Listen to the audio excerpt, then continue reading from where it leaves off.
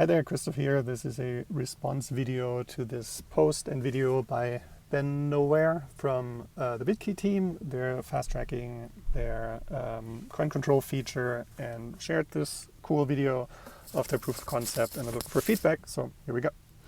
I took screenshots of the video, 10 of them or so. I'll just talk through it real quick. So this is the Bitkey wallet. The video navigates through to settings, to this new coin control at the bottom.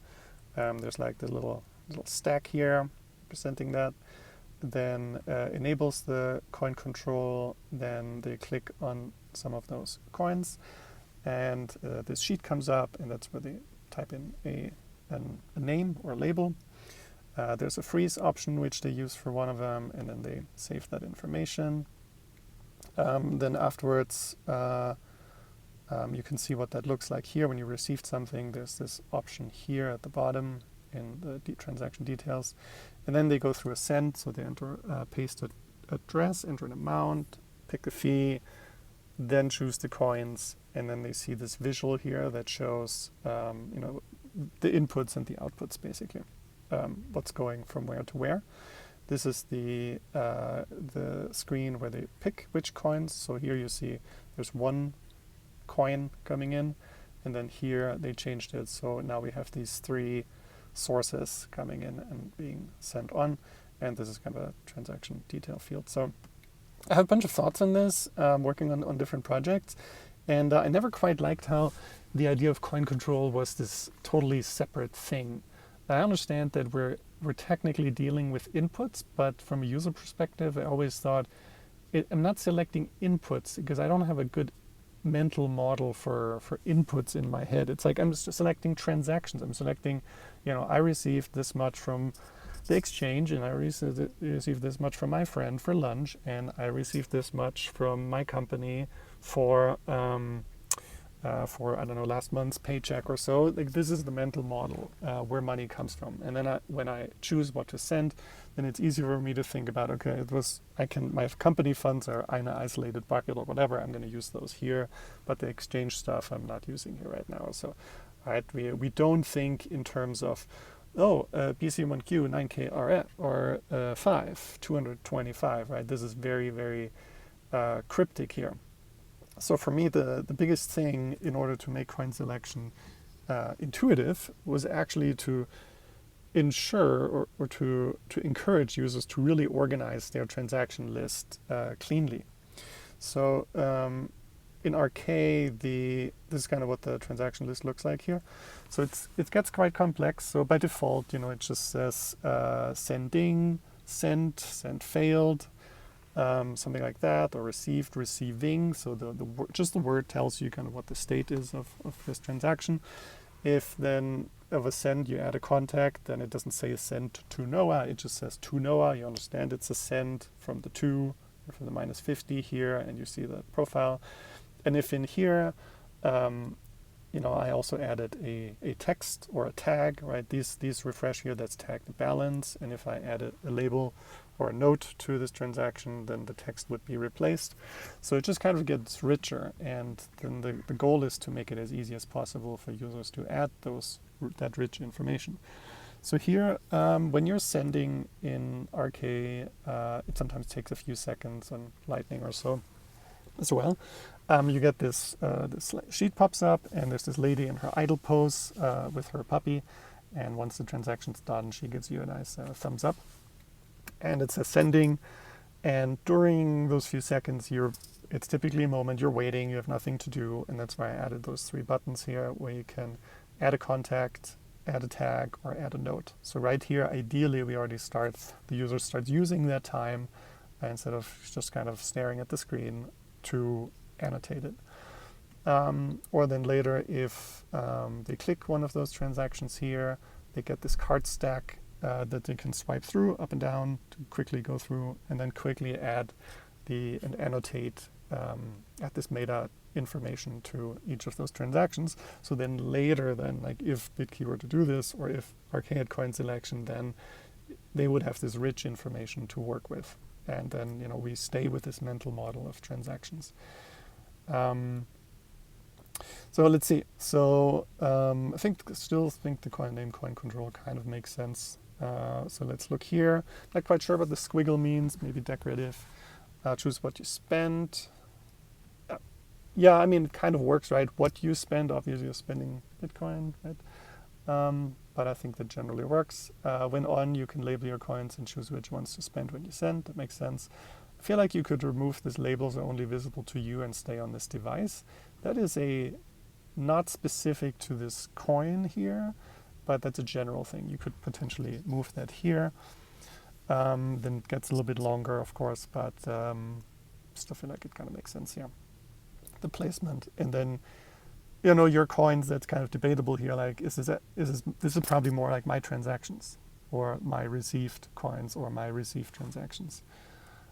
That's where this labeling or this precise usage of terminology becomes important. So here, I think that mostly makes sense here. I still also think, I know the term freeze is taken from, I think, the technical side. And then it says prevents this coin from being accidentally spent. So this is really tricky. Like, what's an accident? Like, as a user, how do I know what does accidentally spent mean? It's like my wallet just kind of accidentally spends my Bitcoin. Should I freeze everything? Like, what is an accident? So I think it maybe, if the functionality is that it simply won't be included when coins are automatically selected for a send, then maybe that is better terminology. Don't automatically include in send transaction. Not nice and short like freeze, but I feel like that communicates a bit more clearly there. Then let's hop over to the receive screen, because I have a bunch of thoughts on here, because I feel like the information hierarchy is a bit weird here. So again, going to RK, this icon here represents the account that goes in. So in RK, I have saving and spending accounts. So this is this wallet here, this pocket wallet, always represents payments, and then there's a save that represents savings. So here I understand, okay, this is an account that I get into, I received this amount, 2 payments, repeat it again. Fee, when, relative, easy to understand, like August 2, harder to understand than, let's say, 17 hours ago. And then just those options to annotate things. So if you look at this here, the B symbol doesn't really communicate very much, because that's pretty much it. All transactions show this, so it's more decorative. Then transaction received, it's a transaction. I think that's kind of obvious. Received already communicates it is something that's completed. So we don't need this bar. I think the bar breaks it up visually a little bit. So you don't just have these boxes and text, but from an information perspective, once the transaction's done, it's not really super helpful. Then we have this big cryptic address. Confirmed, I would make it relative. Like I already said, I feel like it's more intuitive. And then I think it's a little bit weird that the amount and the coin label are at the bottom. There's also this tag here, which maybe doesn't fit so much. So I would actually just say received $885 or so just in this header, or receiving $885 communicates very, very quickly right in the header, and move this coin label or just call it annotate. Just have it always, like, it's useful for user anyways to annotate what happened here. I'm not sure this really needs to be gated by coin selection.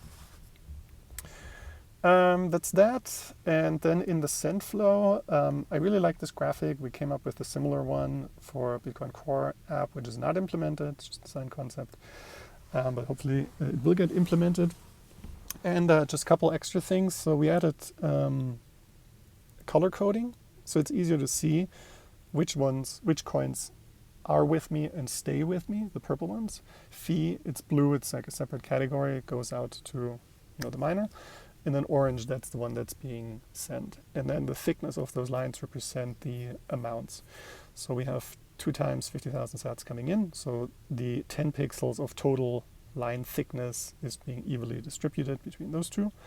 then 75% goes to Robert, so that line is 7.5 pixel thick, so you can kind of visually quickly see, how things are flowing or moving.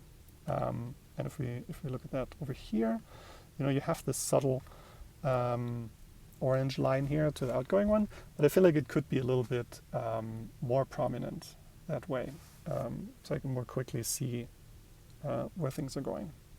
Because otherwise the amount is kind of hard to parse here. And then the other thing down here, I think the send label is maybe a little bit tricky, especially in light of the line above. You will confirm this transfer on your Bitkey device. I would just put the label here, confirm, or confirm on device, because we're not quite at the send step yet, right? There's something that needs to happen first. I like the coin selection screen here. I really like the bar at the top that fills up, that makes it really interesting. Something with, we looked at in for the Bitcoin Core app, and I think other apps have this too, like Sparrow has a toggle, automatically pick optimize for privacy or low fees, I think. And then you could also potentially highlight, based on you could reorder it based on, like, if you need to pick 1.1 million, then it puts the closest transaction that's slightly over that amount at the top or so. It's an option to make it a little bit easier. But then ideally, you already see it. If you have exit unsafe wallet 1, you have these labels here, and that's probably, the user probably makes decisions based on the purpose of where this comes from, this description, and then the amount. And just one more option. I think the selected, that's kind of the big intuitive visual trigger that tells me this is enough. I've selected enough. So I look at it and it lights up. It fills up when it's enough. So I think the send continue done button could also go into this bar, right? So it becomes the continue or done button once it's selected. Maybe there's a little extra thing that happens on the right outline button or so in this bar. But that way, as I'm looking at it, selected, it fills up. I don't have to go around the screen and find the next button. It's right there for me to pick.